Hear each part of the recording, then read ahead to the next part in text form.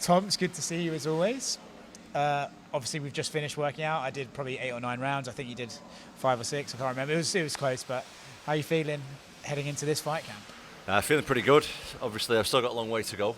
By the way, for the viewers, I did 5 5s. Yeah. You did 1 5. Maybe 2 5s. The warm-up as well. 2 5s. We'll go 2. So I did 6 5s in that case. Yeah. We're feeling good. To be clear, I wasn't meant to work out. Andy Aspinall just made me. That's standard Andy behaviour. Yeah. I actually knew as I came here, I was like, I bet he makes me work out. If you turn up for a session, mate, my dad is dragging you on and having a scrap with you. That's how he rolls. Yeah. It's a good though. It's a good vibe here. You've created yourself a nice little team. Yeah, I mean, there's one thing that we realised is like there's a lot of heavyweights around. There's a lot of heavyweights also struggling for training partners. Mm-hmm. So we got people coming here, mate, from all over the world. We've got, like, even in the room today, we had like 4 UFC fighters, heavyweights. Do you know what I mean? That's like, even globally, that's pretty unheard of to have like 4 UFC heavyweights in the same room. We had a couple more guys who just left. Got a couple more guys coming next week. Heavyweights, big guys need big guys. Simple as that. You can't be a big guy training with someone half your size, because when you get in there, especially at like elite level, because when you get in there, mate, you feel it pretty quick. And I want to be the best version of myself that I can possibly be. So, big dudes, we have a few battles in this lovely gym. Yeah, I remember when I think it was when we first started even talking, you were saying like you didn't really know what to do with your career because you were struggling to find guys your size to train with, and everyone around you was giving you the advice that, well, you have to go to America if you want to be at a top level in this, and you didn't. You've managed to create it here, so it must be even nicer for you to know that like I can follow my own path and I made this happen for me rather than the other way around. There's a lot of really good heavyweights in Europe actually, if you look around, but I'm not opposed. As you know, I've recently been training in America myself. Big shout out Eric Nixick and Extreme Couture. Eric Nixick, top guy, I say, really, really good guy. I kind of feel like I want to take credit for that because I told him that you'd messaged him and he hadn't seen it, Eric's, so I made that happen. Eric and the guys down there are really good, but any time I'm in the US, I'll obviously visit there. But this is where I'm based. We've got a really, really good team here, as you said. We also go to Holland pretty regular, train with Rico Verhoeven and the guys over there. And we just mix it up. We just get the best training in that we can possibly get with big guys only. Mm-hmm. They called you and said they wanted you to fight Ciryl, and then Ciryl went to become an actor. Do you feel like, I'm going to put you on the spot here, do you feel like he's ducking you? Maybe a bit. I don't know. It's difficult to say. Like, if he's getting low, I don't know what his aspirations are. He might really want to be an actor. Yeah. I don't. He might. That might be his thing. So he's thinking, oh, fuck this MMA stuff. I'm going to go and be the French Arnold Schwarzenegger here. Like, I'm going to crack on with that. So, I don't know. Fair play to Ciryl, though. Good luck to him. I've got nothing against Ciryl. He's had a few opportunities to fight me, and he's turned it down. That's the facts of it. I'm not saying he's ducking me or he's not ducking me. Right now, he's being an actor, and I wish him all the best in that. Will you go watch his movie? What movie is he in? I'm not a big movie guy. I heard it's on Netflix. I may have just aired that. Is it a Frenchy one? I believe it is a Frenchy one, but I believe it's with a top-tier French cast. Well, I don't speak Guy French. Ritchie, but French is how I was described to me. French version of Guy Ritchie is directing it. Oh, well, no, I probably won't watch it, to be honest. Damn it. But I do wish him luck. I do wish him luck with it. Nothing, no hard feelings against Ciryl. I'm not trying to throw him under the bus or nothing. I respect him. I respect what he's doing. Has he ducked me? Probably. But, all right, fair enough. Brendan Sharp just did a big rant yesterday about the state of the heavyweight division, and in it he said, well, you don't think Tom's being offered acting roles, but he's choosing to get to the top tier. Have you been offered acting roles? Yes. You turned them down? Turned them down, mate. We're on the fighting game. I'm a goddamn cage fighter. Yeah. Don't know if you noticed. That's.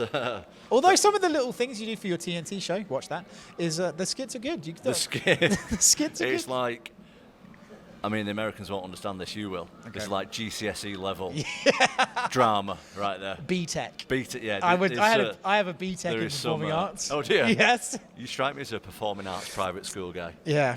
Were you just calling me gay, Tom? Is that what we're doing? I'm nothing against gays, mate. Okay. No, nothing against that. But yes, I have a B-Tech in performing arts. Not even a full one. I fucked it up. But anyway, they made us do a version of Romeo and Juliet set in an apocalyptic future called Robbie and Jazz. I remember that. Right. Bit fruity. It was very fruity. Yeah. Anyway, so they came to you. Obviously, Ciryl fell through. So then it's Curtis Blaydes. It was the fight that you thought was probably going to happen and the fight that you wanted. Obviously, the last fight, he completely dominated you from pillar to post. You know, it was one way. My last one with Curtis. With Curtis, yeah. Oh, yeah, it was brutal. It was horrible to watch. Do you view that as a loss, or do you view that as basically that didn't really happen, we need to actually fight? Well, does it say it was a loss? It does. It was a loss. I feel like they could have said no contest, really. I don't know. That quickly. It depends how you look at it, mate, because if you're losing a fight, you can just fake an injury then, can't you? And go, yeah, I'm not losing this one. I'll just get a no contest. So I think that happens, and then I think the FBI investigate you for match fixing. Yeah, I didn't do that. I just blew my knee out. But yeah, I'm looking forward to. There's unfinished business there, evidently. Yeah. Curtis is. I've said this all along. I said this before we last fought, which was over 2 years ago now. I believe that Curtis is like the toughest matchup in the division for me stylistically, and this is no disrespect to Curtis. He's a bit of a lose-lose fight in the fact that he's not that popular, is what I'm saying. He's not that popular. And the guys who you want to fight are the guys who stylistically you match up well with, and they're really popular. Yeah. They're the guys you want to fight. Like Ciryl. And Curtis is kind of the opposite of that. He's kind of, I'm not saying anything bad about Curtis or anything, but he's not the most popular guy ever. And he's really good. Yeah. So I'm looking forward to it though, mate. None of that really makes a difference to me. I'm preparing now 100% for Curtis. Yeah. If you had to describe Curtis to someone who doesn't watch MMA, like a 40-year-old woman or something, how would you describe Curtis? As what, looking or? His fight style. Yeah. His fight style. Why do you go for looks? I don't know. You said a 40-year-old woman who doesn't watch MMA. No, just like, how would you describe his style and like what you're up against? Oh, he's a really, really good grappler. I would say he's got the best grappler in the heavyweight division for sure. Well, you could say that about Almeida or Romanov, I guess, but I think MMA grappling wise, Curtis is the best. Yeah. And he's got knockout power. He's dangerous. He's improving all the time with his hands. He's a veteran of the game. He's done a lot in his career. And I've got a lot of respect for Curtis inside and outside of the octagon. I think he's a really good opponent. Yeah, I remember you guys sharing a beer in your hotel room. He's a good guy, mate. This is nothing to do with Curtis as a person. Like him. Yeah. Like him a lot. But July 27th, I'm going to try my best to punch a hole in his face. Yeah. I think the biggest takeaway from that first fight you had with Curtis was the Peter Griffin meme. Yeah, that was great. Loved it, mate. Loved it. That was a wild whole time, man. I remember when they tried to stretch you out and they couldn't lift you on the stretcher. And yeah, we'll forget about that one. Yeah, that was in the past. Yeah. Obviously, the next conversation and topic we have to get to is, I know you've been taking a social media hiatus. Yes. So, gentleman has not been taking a hiatus. Is Jon Jones. It's actually been on social media quite a lot recently. Yeah. Well, I'm sure some of it's filtered to you. You know this because you are one of my actual friends. But despite the fact that everyone thinks you hate me. I do a bit sometimes. But no, what I did a few weeks ago, I wanted to do something different for this camp. I realised that I spend a lot of time on social media, mate. I don't like how much time I spend on it, and I feel like in the time in between training sessions now for the full camp, I want to be resting, and I feel like social media just drags me down a lot. So what I did, as you know, people I speak to regularly on WhatsApp, I sent them a voice note, like a blanket voice note, and I was like, listen, I'm staying off social media for the full camp. I've got someone else posting for me, a member of my team's posting for me. I don't want anybody to screenshot anything about fighting, about any comments, I don't want to know about it. I want to focus 100% on beating Curtis Blaydes. That's what I'm doing. So you can speak to me about normal stuff, whatever, normal everyday stuff, but I don't want screenshots and updates on the MMA world. That being said, obviously anywhere I go, oh yeah, other people who I don't have the number and I don't speak to regular, they tell me about what's going on. For example, yesterday I was in a petrol station. This guy came over and he went, "Hey Tom, what about Jon saying all this on Twitter?" I went, "Oh, I don't know, mate. I'm not on it. I don't see any of it." He went, "Yeah, it's all come out, hasn't it? It's all come out." I went, "Yeah, what do you mean?" He went, "Well, he's gay. He's gay. Jon Jones is gay now. Says it on Twitter." I'm like, "Mate, that's exactly why I'm not on social media, because of stuff like this." Yeah. So I've got the gist of some of the stuff what he's saying. Yeah. But maybe I'll make that the headline for this video. Tom Aspinall, Jon Jones is gay now. that's what I don't know anything about it, mate. Yeah. I'm not on social media. I'm just going off what one guy said at a petrol station. But apparently there's some, I don't know, something about him arguing with a fan on DMs. Yeah, so there's some DMs. Has a fan called him gay or something? I don't know. No, there's a YouTuber called MMA Guru called him gay. Oh, I know Guru. Yeah. I know. So he's come out and said that he's gay. That was a while ago, though. That's a couple of weeks ago. Oh, maybe this guy in the petrol station's got it all mixed up. No. This is exactly why I'm not on social media, because things just get like... So he's been talking about you a lot, which is funny because I remember a time where you thought he didn't even know who you were. Yeah. And I remember when he tweeted about you after you beat Pavlich, and you were like, "Oh, he knows who I am." Yeah. Talks about you quite a lot now. Oh, there's a lot of online tantrums going on. Yeah. Yeah, so he said that you're believing your own hype and he thinks Curtis might beat you. Well, he might, mate. It's heavyweight MMA at the top level. Someone always might win. And I believe in myself. Yeah, I think I'm good. I think I'm the best in the world. But does that make me invincible? No, absolutely not. Like, it's heavyweight MMA, one shot off Curtis. Yeah. And the ref might be waking me up. That's how it works. This is like heavyweight MMA at the peak, the peak of the mountain. And yeah, of course there's a chance I can get knocked out. I'm fully aware of that, but I'm putting it on the line. Yeah. And quite frankly, he isn't. Do you think interim title, let's say you defend the interim title against Curtis, whatever happens with Jon and Stipe, they upgrade you to being the real champion. Do you think the interim defense should count as a real defense? I'm not bothered. Yeah. Honestly, like, all I'm thinking about right now is Curtis Blaydes. Okay. I'm honestly not bothered about it. Jon Jones. That's why I come offline. Yeah. Not bother what people are saying online.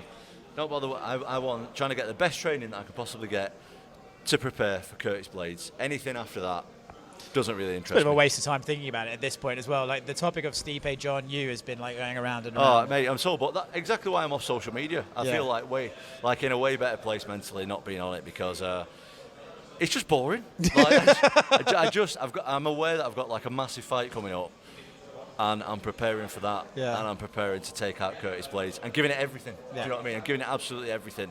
And if it doesn't work out, it doesn't work out. But at least I've had my best go. Yeah.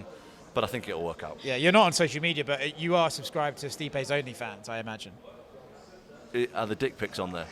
I think Maybe John's subscribed to it. Yeah. Twitter storm incoming. You're in good spirits, man. It's nice to see. First of all, it's nice to see you. Never get to catch up, but it's. I feel like you're. You got 10 weeks of this camp, and so far, it's going well.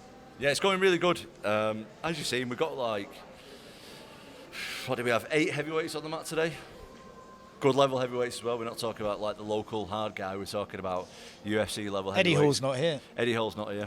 Eddie Hall, not seen Eddie Hall for a while. He's in Vegas, actually. Is he still there? I think he's with Brian Shaw in I've seen he Vegas. sparred with Volkov. Yeah. Pretty cool. That was pretty cool. Pretty cool stuff, yeah. We like Eddie and we like Volkov. Is he fighting MMA still, Eddie? So apparently, when's that fight, Dad? So he's having a fight with 2 guys at the same time. And the twins. He's fighting these 2 twins at the same time in a cage in a few weeks. Where's that? Blackburn. Oh, mate, perfect. Yep. That'll be at the top of the tower. I don't know what's going. No, not Blackpool. Blackburn. Oh, fuck. Blackburn's even rougher, mate. Is it horrendous? Really? Yeah. I'll be honest, mate. I try not to venture this far north usually. Yeah. Don't blame you. Do you get you should probably start now at the beginning of interviews. I've got nothing to say about Jon Jones. I really don't, honestly. I know. It doesn't. I honestly think Jon Jones is a legend. I respect what he's done in the octagon. But right now, he's quite irrelevant to what I'm doing. I'm fighting Curtis Blaydes.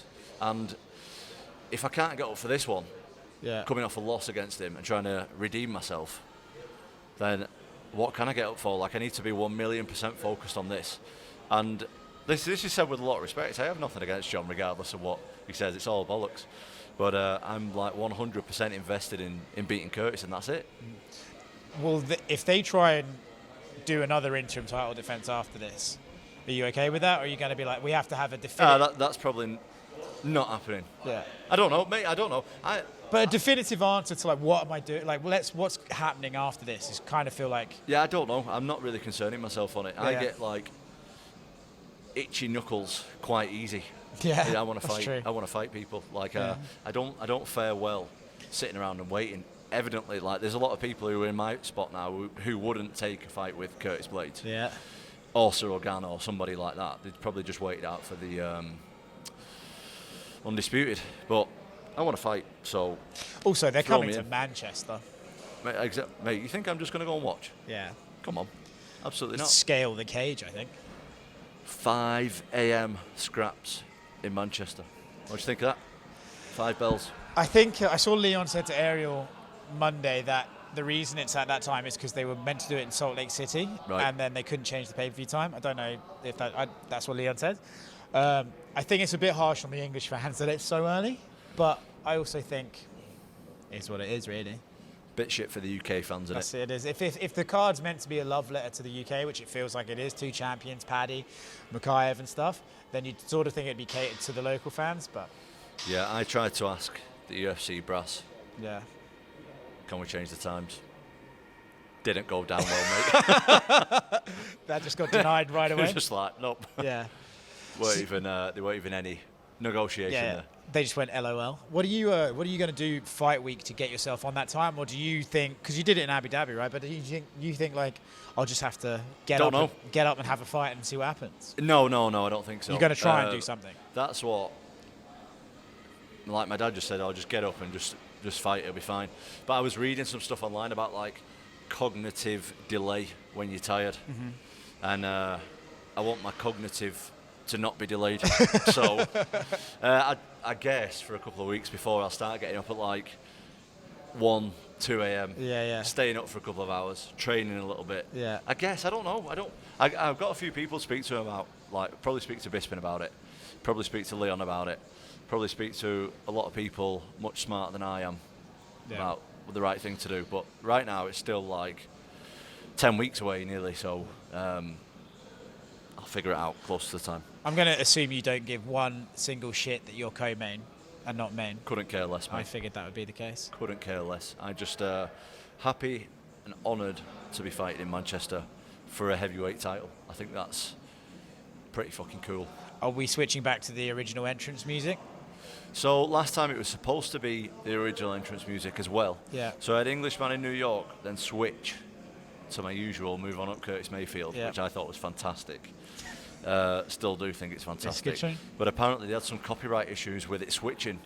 So they just stuck with Englishman in New York, and I didn't know until I was walking. But I think it still went down pretty well. It did. But yeah, there's going to be elements of other stuff in there. Nice. And then switching over to my usual. I feel like you're, especially since the start of your YouTube channel, which I recommend people go watch. It's actually like great stuff. I feel like you're starting to become more creative in expressing yourself. I don't know, mate. I'm not the creative one. That B-Tech is coming. I'm not the creative one. I got some good guys who I work with, PR, YouTube, all that, and they're really, really easy to work with. It's no stress for me. Like I just show up to the gym, show up to whatever I'm doing, and they just come with me and just it's good. It's a good time. It's not dead easy. I feel like I could imagine there was a getting used to it period. I can't imagine you'd have been very comfortable with someone just holding a camera in public, like people watching you being filmed. Yeah, that's I a can bit imagine weird. you struggling But with it's that. getting more and more. Yeah. So I am getting more and more comfortable with it. But ultimately, I'm just a pretty laid-back private guy, so it takes a bit of time, stuff like that. Yeah. Tom, thank you very much for sitting down with me. Thanks, mate. I appreciate it. Thanks. Let's touch tips. Boom.